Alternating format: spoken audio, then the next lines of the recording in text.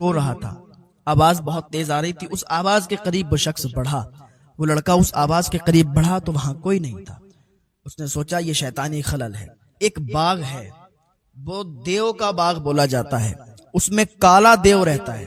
مولانا تحسین جیلانی صاحب کے بیانات سننے کے لیے تحسین جیلانی آفیشیل کو سبسکرائب کریں۔ جب باپ کا سایہ سر سے اٹھ جاتا ہے تو انسان بالکل ٹوٹ جاتا ہے، چاہے کتنا بھی کوئی ٹینشن فری ہو، لیکن جیسے ہی والد کا انتقال ہوتا ہے وہ ٹوٹ جایا کرتا ہے۔ ایسے ہی ایک لڑکا تھا، اس کی عمر 8 سال کی تھی، اس کے والد زندہ تھے، ماں بھی زندہ تھی۔ والد کا کام یہ تھا کہ جنگل جاتے تھے، پرندے پکڑ کر لایا کرتے تھے اور ان کو پھر بیچا کرتے تھے، تو یہی ان کا کاروبار تھا۔ تو ایک دن کیا ہوا، ان کی طبیعت خراب ہو گئی، طبیعت خراب ہوئی، بستر علالت پر پہنچے، کافی دوائی چلی، کافی دوا ان کی کرائی گئی، لیکن کوئی فائدہ نہیں ہوا، اور آخری وقت آ گیا، یہاں تک کہ انتقال کر گئے۔ جب انتقال ہو گیا تو 8 سال کا بچہ تھا، جو پیسے، جو رقم جمع کی گئی تھی، جو اس نے جمع کی تھی، وہ کچھ دن تک وہ پیسے چلے اور سارے خرچ ہو گئے، کیونکہ خرچے بھی آپ جانتے ہیں کہ جتنی کمائی انسان کی نہیں ہوتی اس سے زیادہ تو خرچ ہو جاتا ہے۔ تو کچھ دن اس کی رقم اس کے گھر والوں نے یوز کی۔ ایک ہی بیٹا تھا، اس کی ماں تھی اور کوئی نہیں تھا۔ بیٹا بڑا ہوتا گیا، یہاں تک کہ 12-13 سال کا ہو گیا۔ اس نے باپ کے ساتھ جا جا کے تھوڑا ہنر سیکھ لیا تھا، پرندوں کا شکار کرنے کا کچھ اس کو آ گیا تھا ہنر، وہ جاتا تھا باپ کے ساتھ سیکھتا رہتا تھا۔ تو جب 12-13 سال کا ہو گیا، ایک دن ماں سے کہنے لگا، ماں اب ہمارا ایسا کوئی کاروبار بھی نہیں بچا ہے کہ جس کے ذریعے سے ہم اپنے گھر کو چلائیں، جس کے ذریعے سے ہم اپنی زندگی بسر کریں۔ ماں اگر تو اجازت دے تو میں یہی باپ کا کاروبار جو تھا، جو والد صاحب کا کاروبار تھا، اسی کو اپنا لوں، میں جنگل جا کے پرندوں کو پکڑ کر لا کے اور بیچ دیا کروں۔ ماں کہنے لگی، تو باپ کے ساتھ جاتا تو تھا، لیکن تجھے اتنا تجربہ نہیں ہے کہ تو پرندوں کو قید کر لے، پرندوں کو پکڑ لے۔ اس نے کہا، ماں جا کے دیکھتا ہوں۔ اس کی ماں نے اجازت دے دی، کیونکہ تھوڑا بہت تو اسے ہنر تھا۔ اس کی ماں نے اجازت دی کہ جاؤ، اگر کر سکتے ہو تو پھر چلے جاؤ۔ اب اس نے جنگل کی گلیاں، راستے سب دیکھے ہوئے تھے کہ کدھر سے نکلنا ہے، کدھر جنگلی جانور ہیں، سارا ماحول اس کو پتا تھا۔ یہ ایک دن جنگل میں گیا، اس نے جال بچھایا، پرندوں کو پکڑنے کی تکنیک اس نے ڈالی، بہت دیر تک یوں ہی بیٹھا رہا، یہاں تک کہ اندھیرا ہونے لگا، رات آنے کو آئی تو کوئی بھی پرندہ اس کے جال میں نہیں آیا، کوئی بھی پرندہ اس نے نہیں پکڑ پایا۔ مایوسی کی حالت میں گھر آیا، ماں سے کہنے لگا، ماں ہم جنگل تو گئے تھے لیکن کوئی پرندہ ہمیں نہیں ملا کہ جس کو ہم لے آتے اور پھر اس کو فروخت کرتے اور کچھ پیسے ہمیں ہاتھ لگتے۔ اس کی ماں نے اسے تسلی دی کہ بیٹا ایسے ہی آسانی سے کوئی کام میں سکسس نہیں ملتی ہے، لوگ سالوں سال لگا دیتے ہیں کام سیکھنے میں، لوگ سالوں سال لگا دیتے ہیں اپنے کام کو کرنے میں۔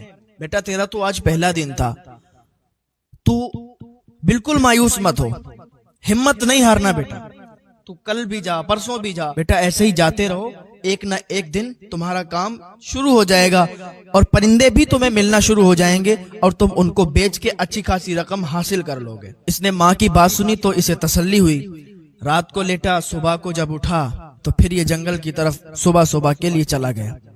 جنگل میں وہی پرندے پکڑنے کی تکنیک اس نے اپنائی۔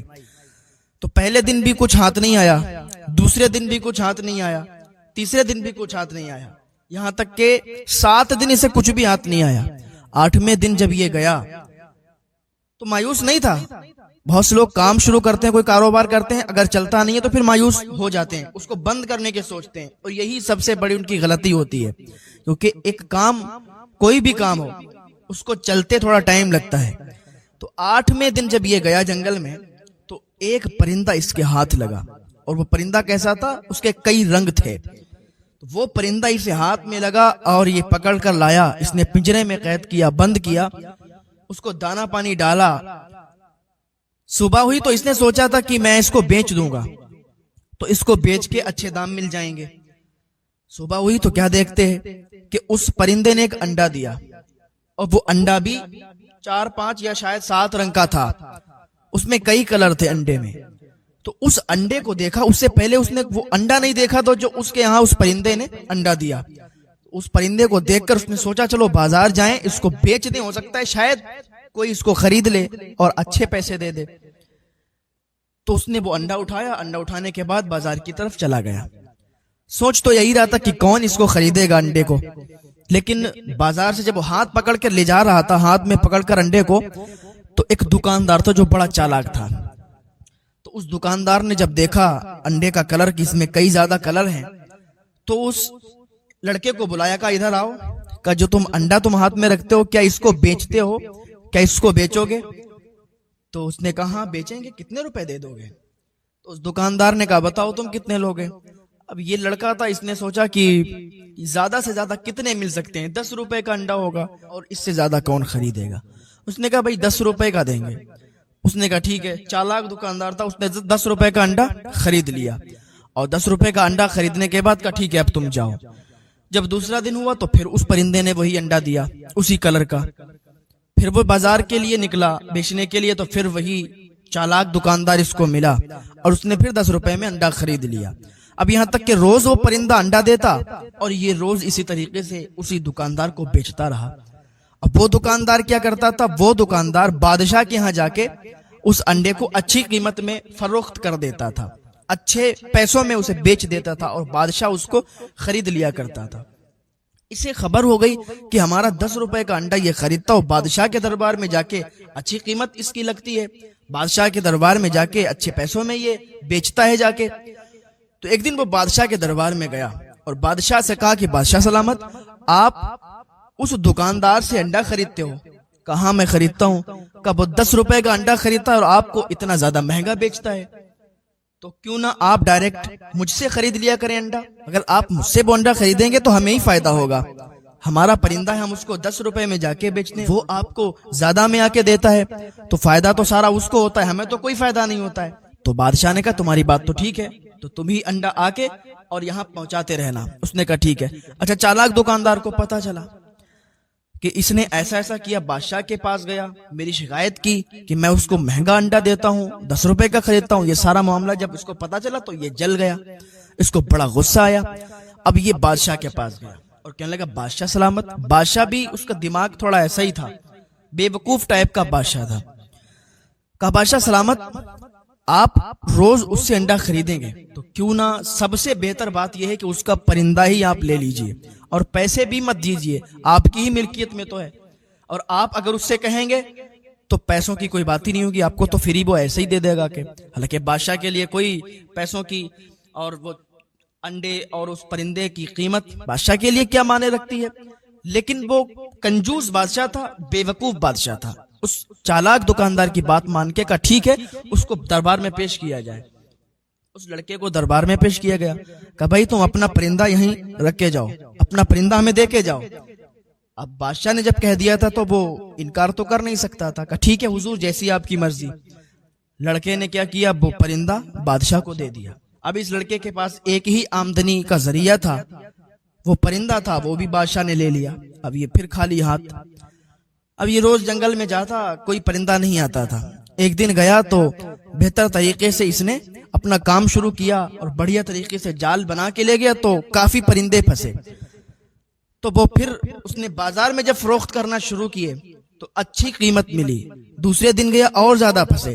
اسی طریقے سے اس کا کاروبار بہت اونچا چلا گیا اور بہت اچھا یہ منافع بھی اس کو ملتا گیا. تو کافی اچھا کام چلنے لگا. روز جاتا جنگل میں پرندے لاتا اور روز فروخت کرتا. شہر میں مشہور ہو گیا, کسی کو بھی کوئی پرندے کی ضرورت ہوتی تھی وہ اس کے پاس آ جاتا تھا, مانگتا تھا, اس کو اچھی قیمت میں بیچ دیا کرتا تھا. اس کا کاروبار بہت اونچا چلا گیا تھا. اچھا جو دکاندار تھا وہ جلنے لگا, اس کو حسد ہو گیا. وہ چالاک دکاندار جلنے لگا تو بادشاہ کے پاس گیا اور بادشاہ سے شکایت کی کہ بادشاہ سلامت, یہ جو پرندہ آپ نے لیا ہے, ایسا پرندہ اگر ایک اور آپ کو مل جائے تو بہت بہتر ہوگا, اور یہ 2 پرندے ہوں گے تو پھر اچھا لگے گا. تو بادشاہ بے وقوف تھا, اس نے کہا ہاں بات تو تمہاری صحیح ہے. کہا اس کو دربار میں پیش کیا جائے. اس لڑکے کو پھر دربار میں بلایا گیا. بادشاہ نے کہا کہ دیکھو ایسا پرندہ ہمیں چاہیے اور 40 دن کے اندر ہمیں یہ پرندہ چاہیے, ورنہ تمہیں اور تمہاری ماں کو, تمہاری والدہ کو قتل کروا دیا جائے گا. لڑکا تھا, ڈر گیا. کہا ٹھیک ہے 40 दिन के अंदर आपको परिंदा लाएंगे। लड़का बहुत परेशान हुआ, घर आके बड़ा मायूस, बड़ा उदास हो गया। माँ से कहने लगा, माँ ऐसी शर्त बादशाह ने रख दी है। माँ ने कहा, बेटा उदास मत हो, और जब माँ दुआ कर दे तो फिर बात ही क्या है। माँ बाप की दुआओं में बड़ा असर होता है। माँ ने कहा, बेटा परेशान मत हो, जा, इंशाअल्लाह तेरा काम हो जाएगा और 40 दिन से पहले ही तुझे वो परिंदा भी मिल जाएगा। माँ ने दुआ कर दी थी, टेंशन ही खत्म हो गई। लड़का जंगल में गया, जाता रहा, और परिंदे तो आ जाते थे लेकिन वैसा परिंदा मिलना बड़ा मुश्किल था। एक दिन इसने जाल लगाया और वही परिंदा जो इसने पहले इसके जाल में फंसा था, वही जो अंडा देता था, कलर उसका बदला बदला था, सेम वैसा ही परिंदा फिर फंस गया। इसने परिंदा पकड़ा और पकड़ने के बाद बादशाह की बारगाह में गया। कहा, लीजिए बादशाह सलामत, जैसा आपने हुक्म फरमाया था परिंदा वैसा ही मैं पकड़ के लाया हूँ। बादशाह ने परिंदा लिया, खुश हो गया। अभी ये चालाक जो दुकानदार था, इसने सोचा यार इसने इस शर्त को भी पूरा कर लिया, इस काम में भी ये आगे निकल गया। परिंदा पकड़ना तो बड़ा मुश्किल था, इसने ये भी कर दिया, चलो देखते हैं अब की ये क्या करेगा। वो दुकानदार आके बादशाह के पास फिर आया और कहने लगा, बादशाह सलामत, आपको पता है ये जो परिंदे लाके इसने आपको दिए हैं, ये परिंदे एक फूल होता है उसको सूंघते हैं। अगर 1 साल के अंदर उस फूल को इन्हें नहीं सूंघाया गया, इन्होंने उस फूल को नहीं सूंघा, तो फिर आपके ये परिंदे मर जाएंगे। बादशाह ने कहा, अच्छा फिर इसका इलाज क्या है। बादशाह सलामत सुनिए, एक बाग है, वो देव का बाग बोला जाता है, उसमें काला देव रहता है। उस जमाने में एक बाग था, उसमें मशहूर था कि काला देव रहता है। का बादशाह सलामत, उसी बाग में वो फूल है और वो फूल एक ही बंदा तोड़ के ला सकता है, और वो है ये परिंदे वाला, इसके अलावा कोई भी ला नहीं सकता है। ये दुकानदार ये सोच रहा था कि उस बाग में जब ये जाएगा तो मर जाएगा, वापस ही नहीं आएगा, सारा कारोबार भी खत्म हो जाएगा। लेकिन कोई लाख बुरा चाहे तो क्या होता है, वही होता है जो मंजूर खुदा होता है। कोई तुम्हें लाख दबाना चाहे, कोई तुम्हें लाख गिराना चाहे, कोई तुम्हारे कारोबार से तुम्हें लाख नीचा करना चाहे, कोई नहीं कर सकता जब तक अल्लाह रब्बुल इज्जत ना चाहे। जब तक अल्लाह की मदद आपके साथ है, आपका कोई कुछ भी नहीं कर सकता है। तो बादशाह बेवकूफ था, उसने कहा अच्छा ऐसी बात है तो फिर बुलाया जाए उसे। फिर उसे दरबार में पेश किया गया। बादशाह ने कहा ठीक है भाई, वो फूल जो है हमें चाहिए, और वो उसी बाग में है जिसमें काला देव रहता है, और तुम्हें वो फूल लाके मुझे देना है। अब उसने कहा ठीक है हुजूर, जैसा आपका हुक्म। घर पे आए, फिर माँ से कहने लगा, माँ ये तो बड़ा अजीब शर्त रखती है आपकी बादशाह ने, और ये दुकानदार तो बहुत हमसे जलने लगा। माँ ने कहा बेटा तू किसी बात की टेंशन मत ले, अल्लाह की मदद हमारे साथ है, अल्लाह हमारे साथ है, हमें कुछ नहीं होने वाला है। उसकी माँ ने जब उसे तसल्ली दी, उसे अच्छे कलिमात से नवाजा, तो वो खुश हो गया, टेंशन फ्री हो गया। तो दूसरे दिन वो निकल गया उसी बाग की तलाश में, लेकिन उसे बाग तो मालूम ही नहीं था कि कहाँ है।